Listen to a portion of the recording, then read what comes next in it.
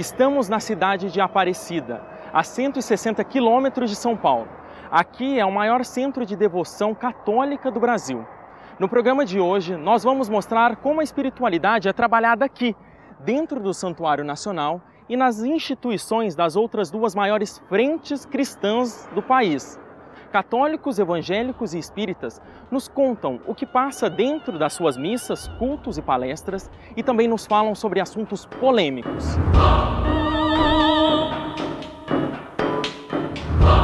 Quem foi Jesus Cristo na visão de cada uma delas? Jesus é o próprio Deus encarnado. O que acontece depois da morte? Ele vai descansar no paraíso. O que pensam sobre o aborto, o sexo e o comércio em nome de Deus? Compra quem quer. Você concorda comigo?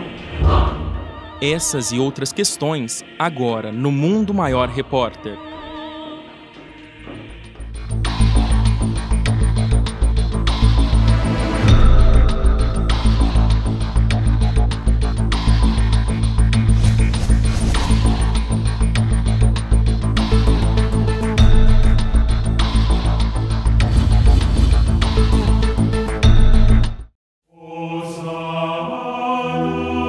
O cristianismo nasceu no século I d.C., dentro do judaísmo, evoluindo para uma religião separada, com crenças e práticas distintas. Com cerca de 2 bilhões de adeptos, hoje ela é a maior religião do mundo e segue os fundamentos da Bíblia. Assim como o islamismo e o judaísmo, o cristianismo tem origem na figura de Abraão, um dos primeiros patriarcas bíblicos e fundador do monoteísmo dos hebreus. No Brasil, são muitas as religiões que seguem os ensinamentos de Cristo, mas as mais expressivas e com maior número de fiéis são, respectivamente, a católica, a evangélica e a espírita.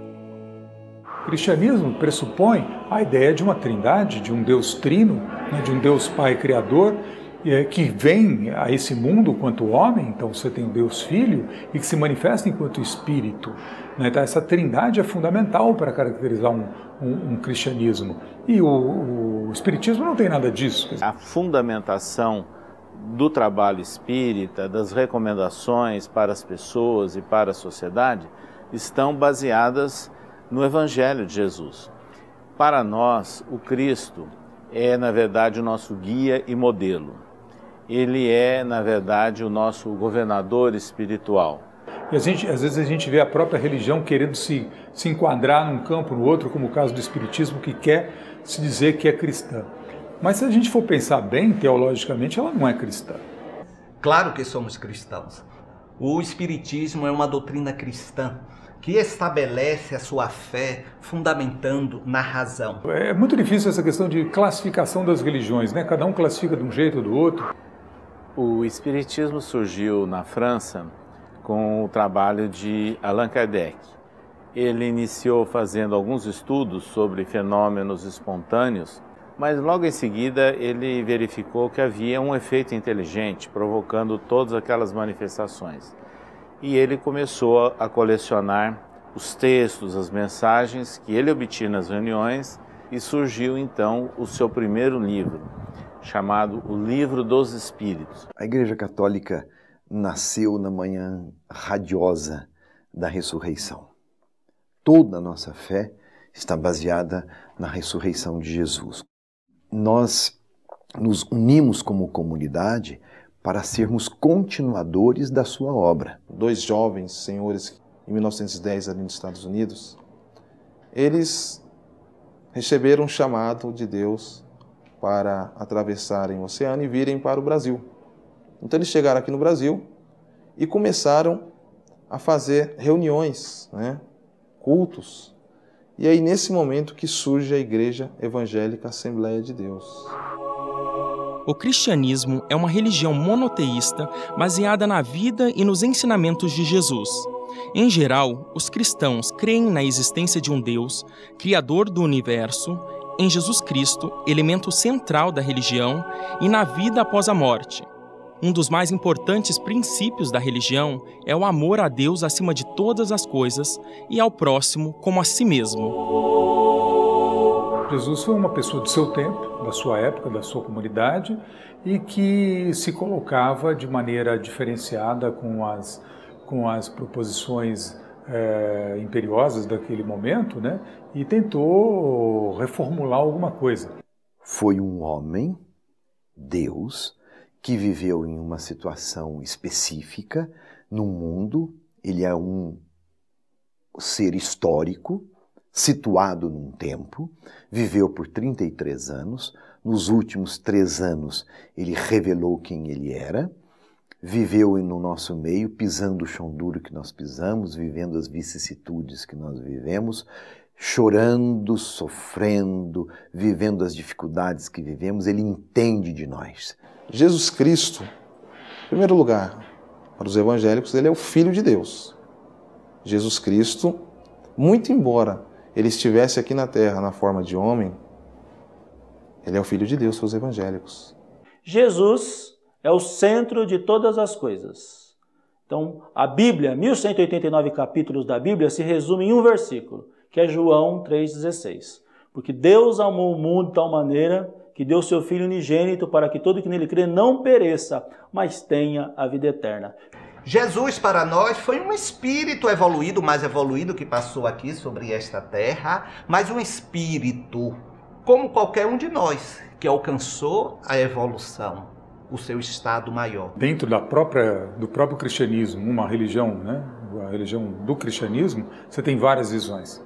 Então, isso a gente nunca vai conseguir no mundo todo, que haja uma opinião única, que haja uma versão única, que haja uma visão única sobre quem foi Jesus, qual a mensagem dele ou não. Jesus é o próprio Deus encarnado que veio para redimir o mundo dos seus pecados. Não concebemos, portanto, Jesus como Deus, porque não nos cabe conceber o todo numa parte. Então, Jesus para nós, o Filho de Deus, como nós somos, o espírito mais evoluído que passou por essa terra, mas conquistou a sua evolução através dos processos que nós também somos levados a ter. E ele vinha com uma mensagem muito, muito grande, que era a mensagem de amor. Amor a todos, né? Independente se essa pessoa tivesse uma posição social, uma etnia ou outra, quer dizer, era uma ideia de um amor para todos. Em determinada ocasião, alguém chegou para Jesus Cristo e perguntou: Senhor Jesus, qual é o maior dos mandamentos? E Jesus Cristo, ele foi bem sucinto. Jesus Cristo, ele resumiu: olha, ame seu próximo como a ti mesmo. E ame também o teu Deus acima de todas as coisas. De acordo com a primeira epístola de João, capítulo 3, versículo 8, Jesus veio à Terra com um objetivo certo. Aquele que pratica o pecado é do diabo, porque o diabo vem pecando desde o princípio. Para isso, o Filho de Deus se manifestou, para destruir as obras do diabo.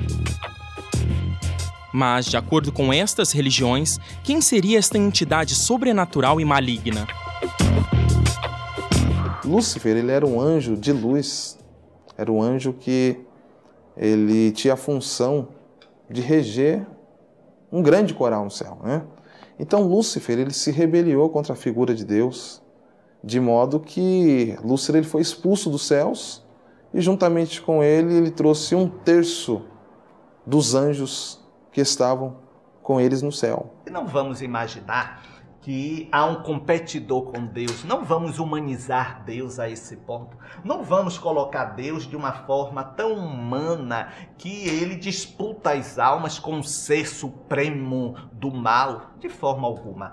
Nós sabemos que existem espíritos infelizes, ignorantes, que tentam, digamos assim, sequestrar, não é, a vontade dos encarnados através de interferências inspirativas negativas. Então, esses espíritos podem ser, sim, os preliadores da sombra, mas não tem eles, um grande líder que esteja ali disputando com Deus a primazia dos corações humanos. Não podemos conceber isso. O mal existe. Satanás é um mal dos males que existe na humanidade. Então, o eixo do mal, ele se concentra em 3 partes: poder, dinheiro e o sexo. Segundo a Bíblia, são os 3 eixos do mal e Satanás é a engrenagem principal. O inferno existe porque Jesus Cristo disse, né? Então, os bons vão para o descanso eterno e os maus vão para a condenação. Então isso é bíblico, isso é doutrina, então nós não temos como negar Jesus Cristo. Então a punição existe, porque senão, né, de que adiantaria Jesus Cristo vir para a remissão dos justos? Mas o inferno é um lugar, é conhecido como um lugar de sofrimento, um lugar de muita angústia, né? Um lugar que nós podemos caracterizar como um lugar onde se cumpre uma determinada pena. E qual seria essa pena? Seria a desgraça eterna. Não, para o Espiritismo nós entendemos que céu e inferno são estados de alma. Então, após a desencarnação, a partida do espírito no seu retorno ao contexto do mundo espiritual, ele pode estar vinculado aos seus estados de alma, mas são sempre transitórios porque nós aceitamos a evolução do espírito. E no próximo bloco nós vamos mostrar como funcionam os cultos, as missas e as palestras nas 3 religiões. E você vai conhecer ainda histórias de milagres por conta da fé. E também o que pensam os líderes religiosos sobre a morte. A gente já volta.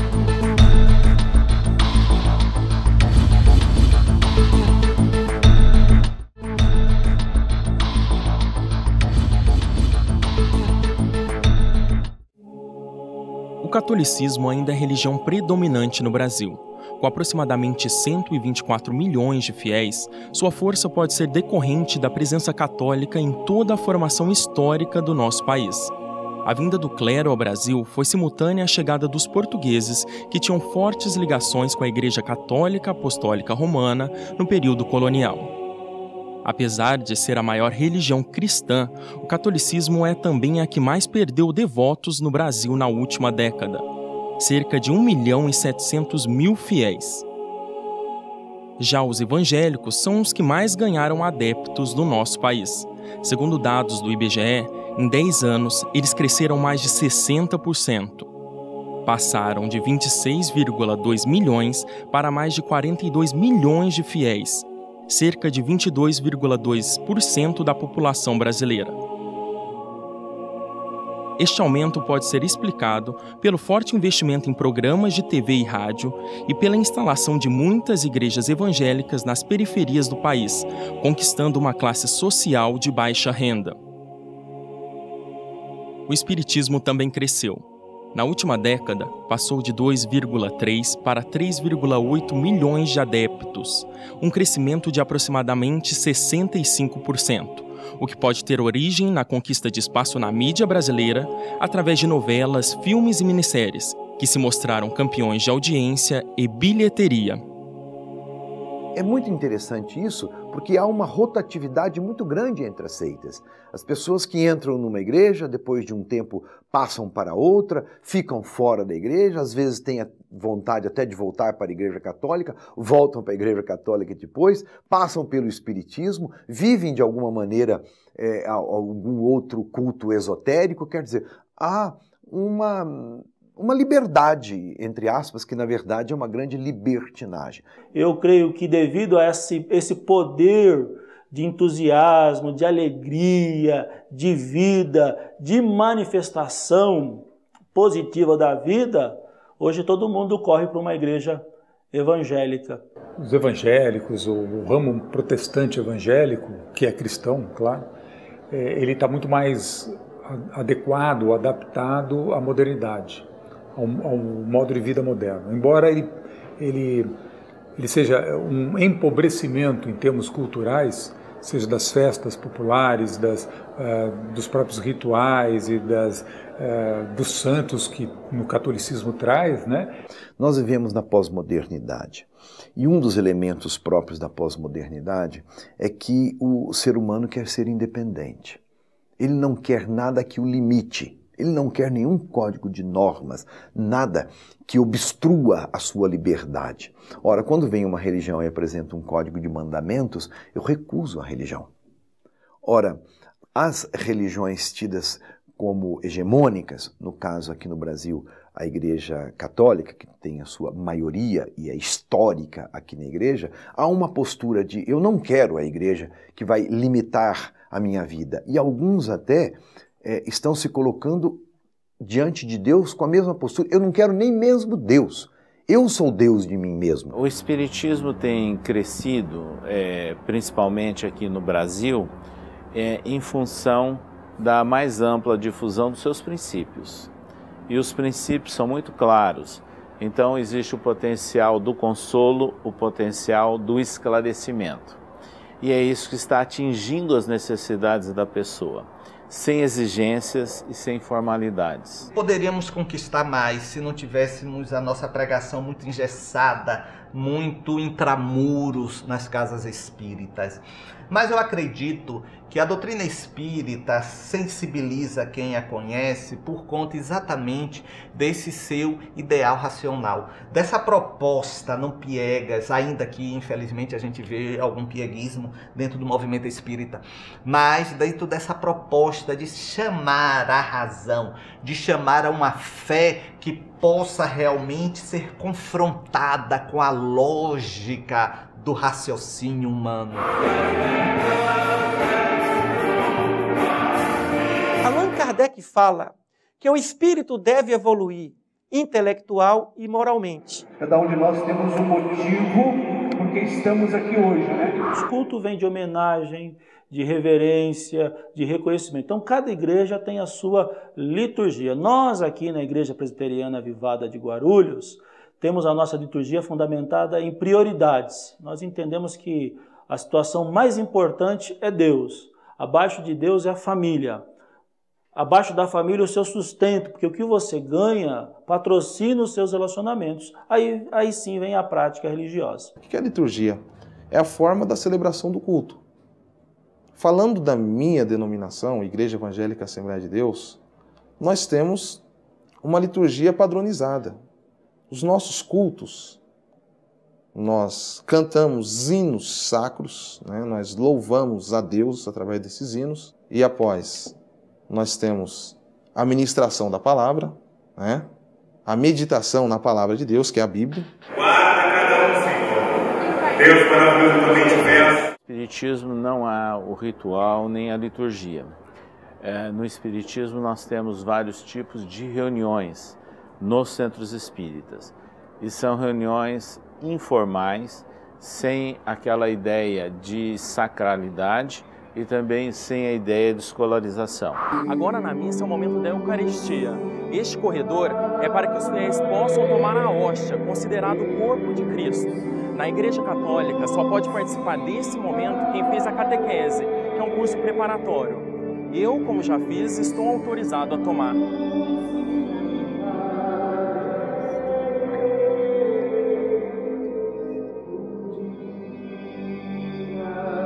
A Eucaristia brota do desejo do próprio Cristo.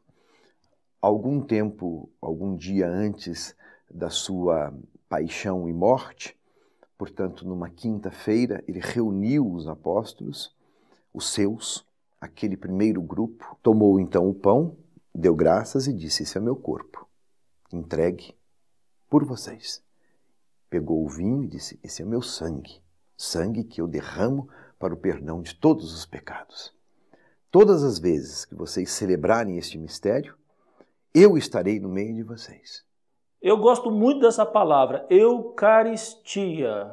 Caris vem do grego graça, agradeço, a graça de Deus acima de todas as coisas.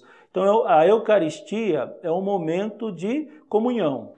E quando participamos da Santa Ceia, essa é a denominação desse cerimonial, nós estamos fazendo parte do corpo e do sangue de Jesus Cristo.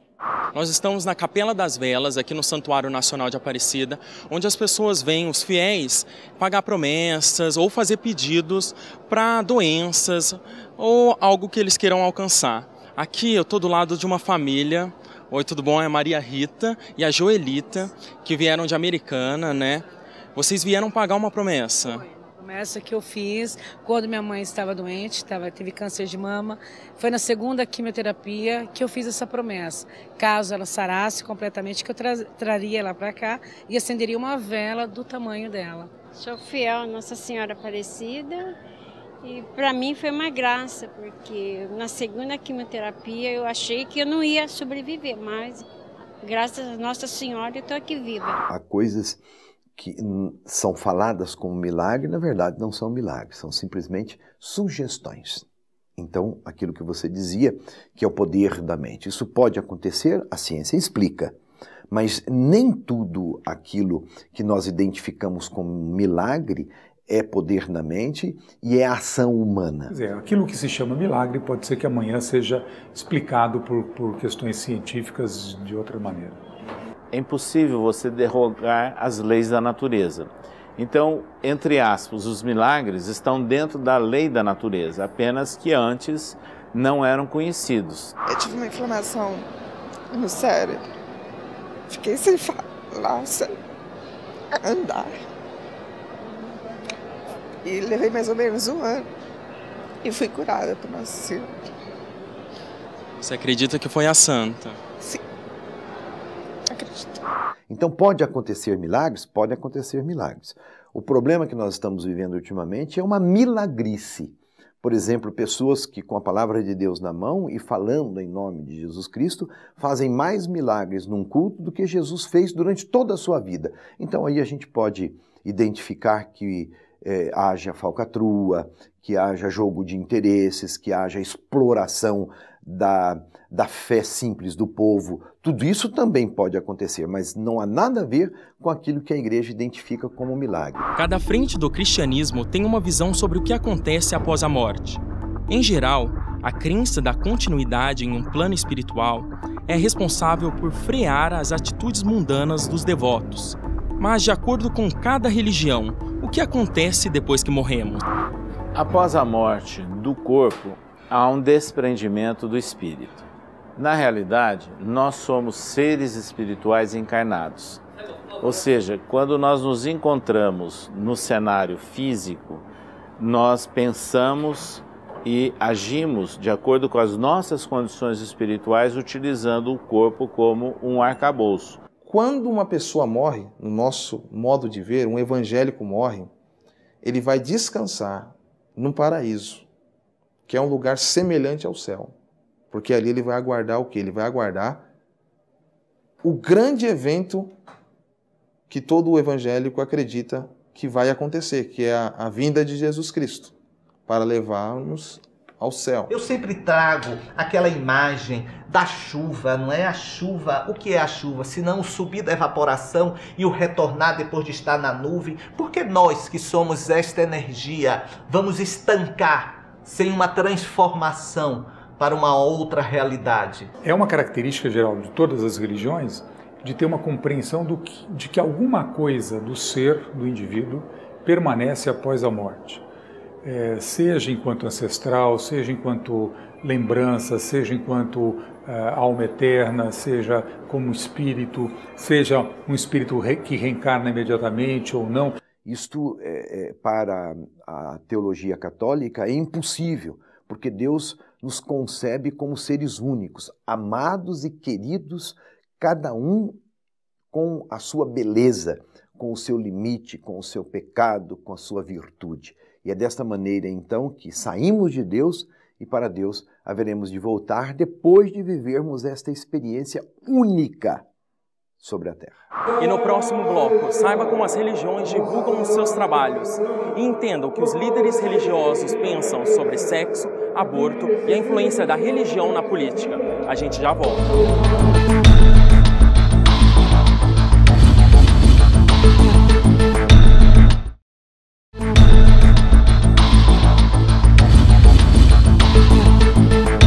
Nas últimas décadas, as religiões ganharam um grande aliado, os meios de comunicação. Rádio, TV, internet e jornais ajudam as religiões a divulgarem o seu trabalho e conquistarem novos fiéis. Para se ter uma noção do poder da mídia religiosa, a TV Aparecida tem uma audiência estimada em 80 milhões de pessoas por dia. A igreja e o marketing né, são juntas desde muito tempo. Ela não usou tanto essa ferramenta, porém a comunicação é algo, tanto que a igreja sempre construiu grandes palcos, grandes teatros, né, fez toda essa educação também cênica para a vida e para o mundo. Então a mídia é um grande aliado, se bem feito, ou bem feita, ela pode influenciar, ajudar a ter um mundo melhor. Jesus disse, o que eu vi embaixo, proclamai nos telhados. E hoje, se Jesus estivesse aqui na Terra, ele estaria usando a internet, Facebook, todos os meios de comunicação para promover o bem. Foi em um programa religioso que um pastor de uma das maiores igrejas neopentecostais questionou a veneração de Nossa Senhora Aparecida pelos católicos. O vídeo causou muita polêmica e colocou em discussão a idolatria dos fiéis, sejam por santos ou pessoas. Vamos entender bem. Nós, na Igreja Católica, não temos nenhuma outra entidade. Nós cremos em Jesus Cristo e Jesus Cristo ressuscitado, que por seu Espírito permanece animando a sua igreja. A questão da idolatria ela é bastante combatida, por exemplo, dentro da teologia católica, teologia cristã, ela é muito combatida. Por quê? Porque a idolatria aos falsos deuses, né?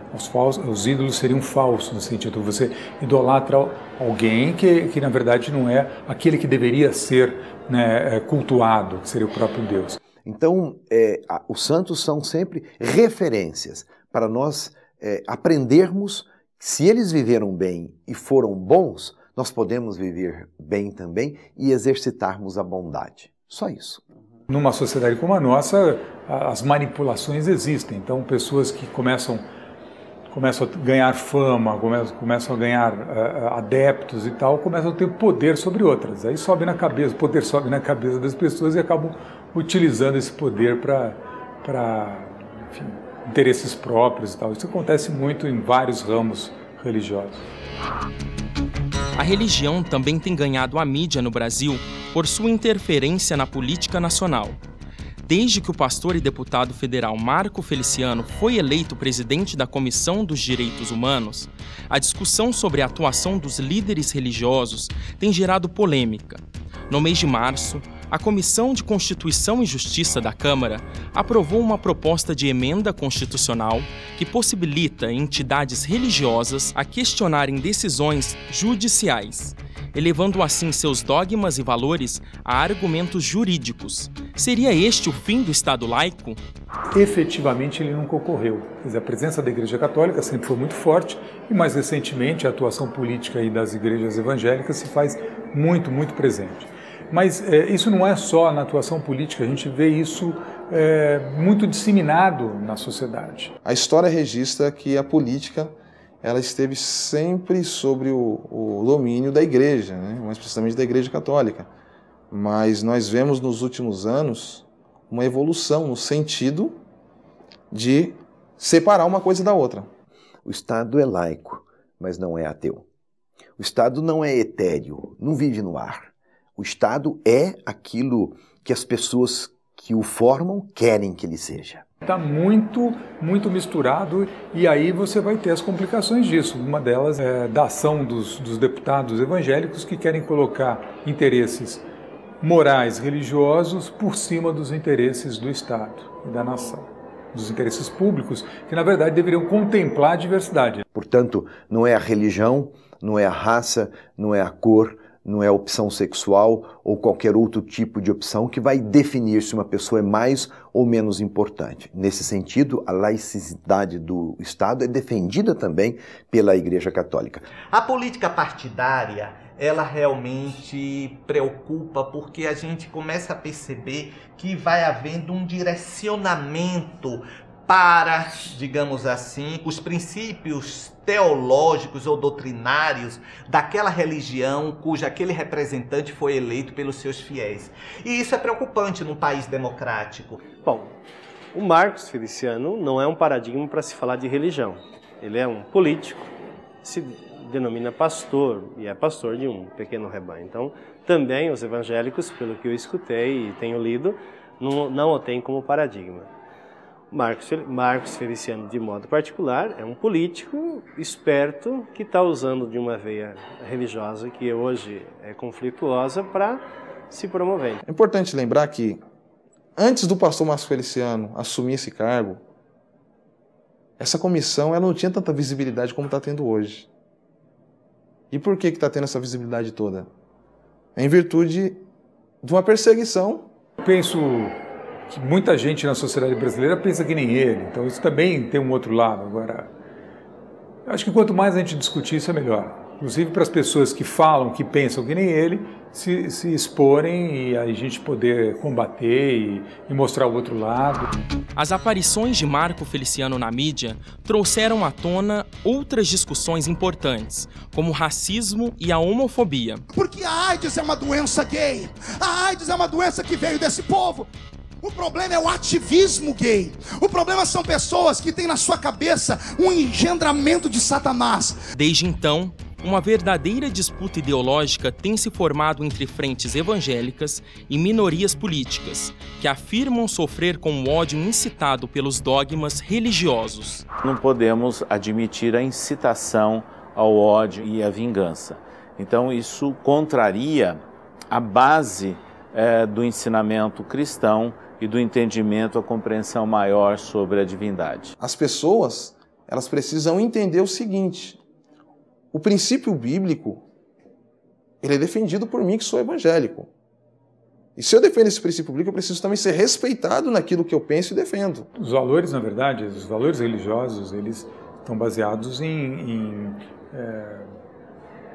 grandes verdades, né, que são tidas pelos religiosos como absolutas. Porque a Bíblia Sagrada, ela nos ensina, ao contrário do ódio, a amar, a prática do amor. Até mesmo quando nós pregamos a palavra, como ministrar a palavra, nós temos que ministrar a palavra com o intuito de alcançar o coração da pessoa e não de provocar o ódio. Religião não excita condenação, ela excita misericórdia. Se alguém age dessa forma, se alguém usa um princípio bíblico para tentar atacar as pessoas, isso vai contra os próprios princípios da Bíblia. A questão é tratar a pequenez, a miséria com o coração. Deus é a expressão da bondade, da misericórdia e da paternidade. Então Deus é amor. Tema muito polêmico entre as religiões, a sexualidade é abordada de maneiras diferentes entre elas. Católicos, evangélicos e espíritas nos contam o que pensam sobre a homossexualidade e a castidade. Todos nós devemos ser castos. Inclusive, quem opta pelo matrimônio também deve ser casto. O que significa ser casto? Viver o amor como valor. O outro não é para ser explorado. No amor a gente não tira nada do outro, mas dois se somam para viver uma grande vida. Nós prezamos muito pela preservação. O jovem, por exemplo, o jovem evangélico, nós defendemos que ele não pode ter prática sexual antes do casamento. A sexualidade, ela faz parte da fisiologia do ser humano. Nós entendemos que há uma ordem natural. Deus criou homem e mulher e os criou para amar, para serem felizes, para um complementar o outro e para, na doação, gerarem uma vida. Esta ordem natural, se quebrada, quebra a vontade de Deus. O Espiritismo respeita as diversas opções, mas é muito claro quando nós mostramos que o importante é que não haja também a incitação para se polarizar ou para se chamar a atenção ou disputas. A dignidade do ser daquela pessoa não está, por exemplo, na sua orientação sexual, na sua escolha sexual, mas na sua conduta. A igreja nunca descartou ninguém, muito menos por sua opção sexual, mas isso não quer dizer que nós concordamos e aceitamos que a pessoa que fez esta opção não esteja quebrando uma ordem natural das coisas. Nós não podemos nos entregar a práticas que vão contra os ensinos bíblicos, práticas sexuais. Então nós não podemos, de forma alguma, fazer prevalecer nos nossos meios qualquer entendimento que seja preconceituoso. Se há muitas divergências quando o assunto é sexualidade, quando falamos em aborto, quase todas as religiões são rigorosamente contra a prática. Mas a posição do bispo Edir Macedo, líder da Igreja Universal do Reino de Deus, tem causado polêmica. Em seu blog pessoal, ele se mostra a favor da prática em determinadas circunstâncias e defende sua posição com uma passagem bíblica, quando Jesus anuncia seu traidor na última ceia. O Filho do Homem vai, como está escrito a seu respeito, mas ai daquele por intermédio de quem o Filho do Homem está sendo traído. Melhor lhe fora não haver nascido. E finaliza: no meu entendimento, essa última frase pode ser interpretada como: seria melhor que Judas tivesse sido abortado, melhor do que o futuro de sua alma. Nós cremos, a Bíblia diz que Jesus é vida, né? É o caminho, a verdade e a vida. Mas nós estamos a favor de caso é caso, caso é caso. Temos que estudar, entender. Com a vida não se negocia, em hipótese nenhuma, desde a sua concepção até o seu natural fim.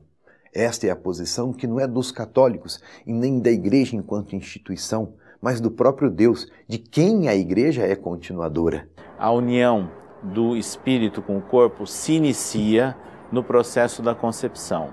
Então, quando ocorre já o início da concepção e todo o período de gestação, ali já existe um processo de ligação de um ser espiritual com o corpo. É por isso que os espíritas só aceitam um aborto quando há risco de morte para a mãe, como deixa claro a resposta da questão 359 do Livro dos Espíritos. Preferível é que se sacrifique o ser que ainda não existe a sacrificar-se o que já existe. Ora, se Jesus Cristo não tirou a vida de ninguém, mas entregou a sua vida, como podemos postular, por mínimo que seja, questionar ou colocar na berlinda a vida? Muito particularmente no caso do aborto, porque ali é um ser que tem uma personalidade, que está formado e que é indefeso. No próximo bloco, nós vamos falar do comércio religioso e do tão polêmico dízimo. O que os líderes pensam disso? E nós também vamos mostrar como as nossas doações são empregadas pelas instituições.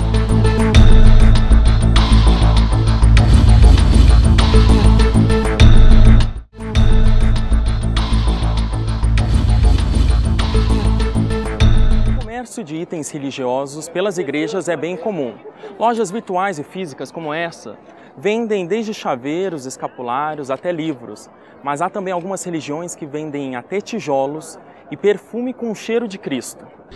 E o investimento para muita gente é grande, mas vale a pena, não fica de fora. Você vai investir nesse mês de fevereiro R$200 nessa obra. Compra quem quer. Você concorda comigo? Compra quem quer. Oferece quem quer. Sem dúvida pode haver abuso, e abuso da boa vontade do povo.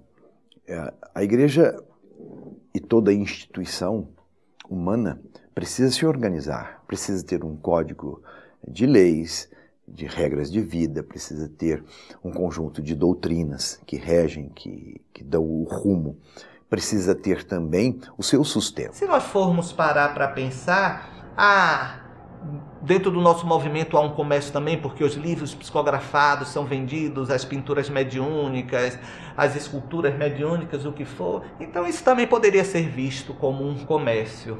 Agora, realmente, quando a gente percebe que foge ao sentido lógico do auxílio para um bem maior, para uma manutenção de uma instituição, e sim para, como a gente infelizmente vê, benesses de alguns líderes, é lamentável. O comércio religioso colabora para manter a estrutura das religiões, mas ainda é o dízimo em dinheiro o maior sustentáculo dessas entidades. Algumas religiões reservam um momento específico dos seus encontros para que os devotos façam suas doações. Em se tratando da Igreja Evangélica Assembleia de Deus, nós arrecadamos sim, todo culto uma oferta. Essa oferta ela é destinada para a manutenção da obra. A maneira que Deus tem para manter a sua obra aqui na terra é através do dízimo, a 10ª parte. Mas esse paradigma Jesus quebrou. Por quê?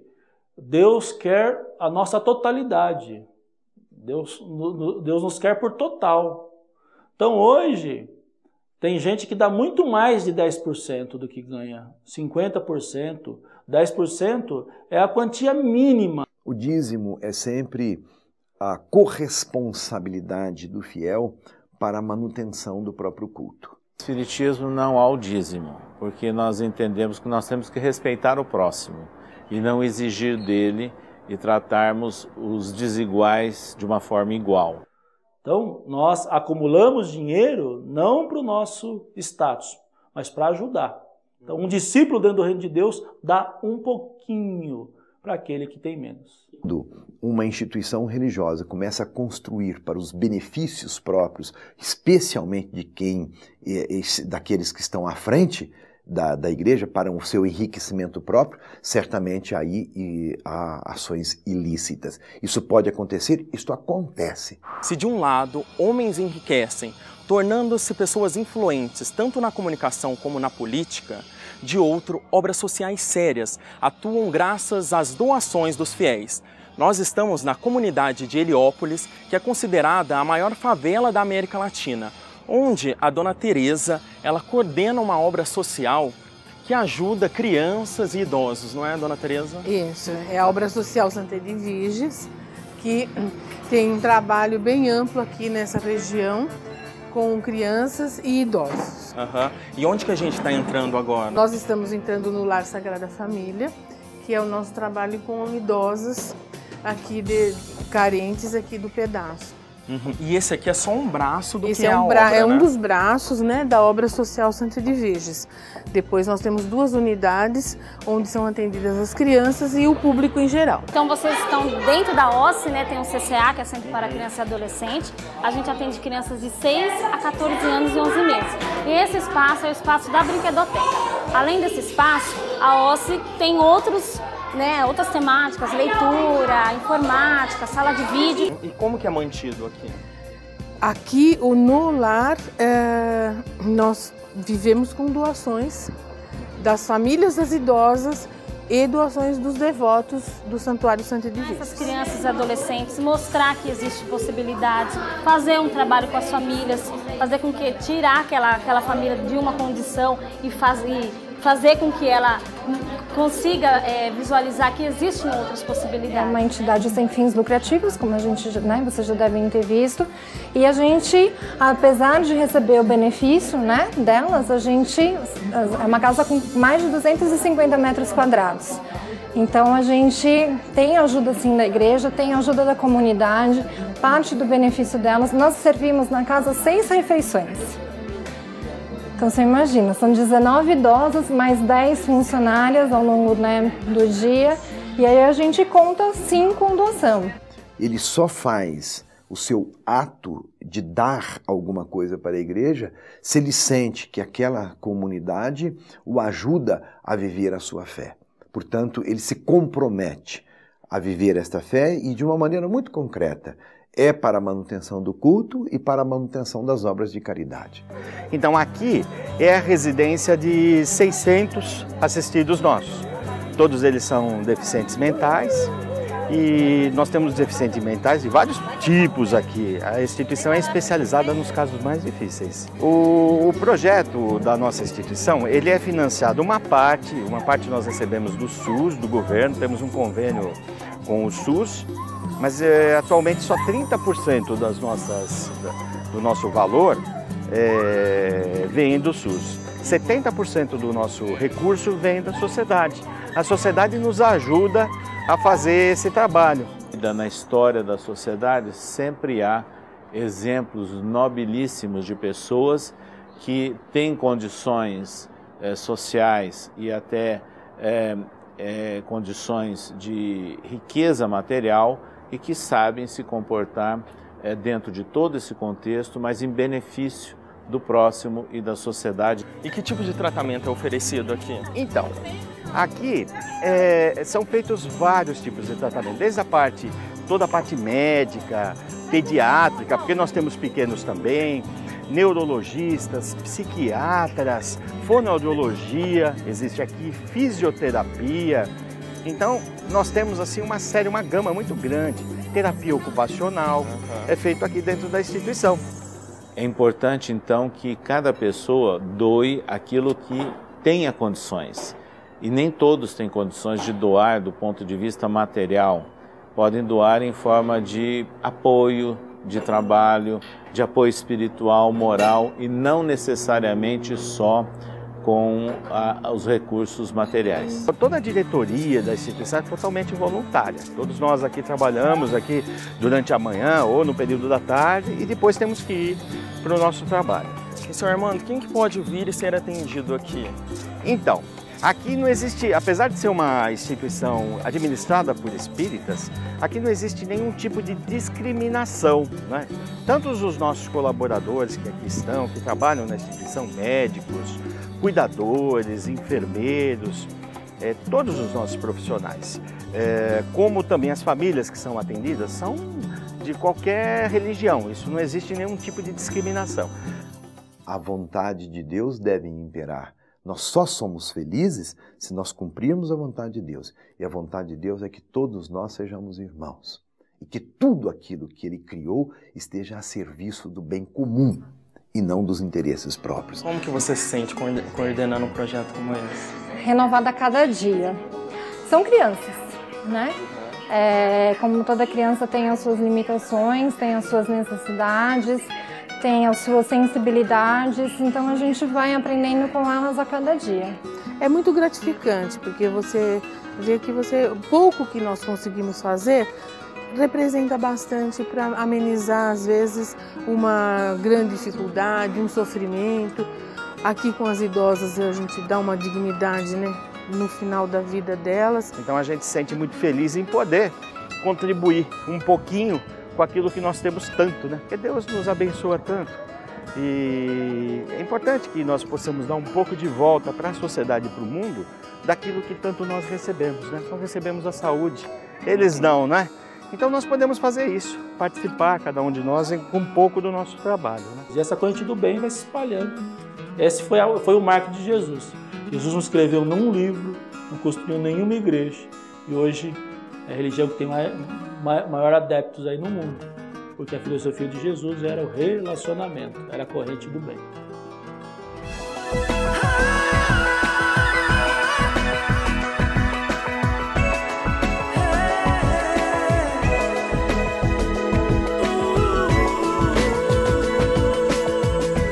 Este foi o Mundo Maior Repórter de hoje. Gostou? Tem dúvidas sobre o tema, sugestões? Então mande um e-mail para nós. É mundomaiorrepórter@tvmundomaior.com.br. Até a próxima!